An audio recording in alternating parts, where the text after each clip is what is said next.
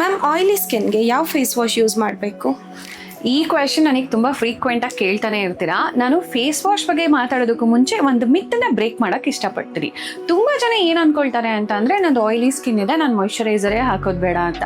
ಇದು ನೀವು ಮಾಡ್ತಿರೋಂಥ biggest mistake ಆಗಿರುತ್ತೆ. ನೀವೇನಾದರೂ ಮಾಯ್ಶ್ಚರೈಸರ್ ಯೂಸ್ ಮಾಡಲಿಲ್ಲ ಅಂದರೆ ಸ್ಕಿನ್ ತುಂಬ ಆಯಿಲ್ನ ಪ್ರೊಡ್ಯೂಸ್ ಮಾಡೋದಕ್ಕೆ ಶುರು ಮಾಡುತ್ತೆ. ಅದರಿಂದ ನಿಮ್ಮ ಸ್ಕಿನ್ ಇನ್ನೂ ಆಯಿಲಿ ಆಗಿ ಕಾಣಿಸೋಕ್ಕೆ ಶುರು ಆಗುತ್ತೆ. ಸೊ ಹೈಡ್ರೇಷನ್ ಅನ್ನೋದು ತುಂಬಾ ಮುಖ್ಯ ಆಗುತ್ತೆ.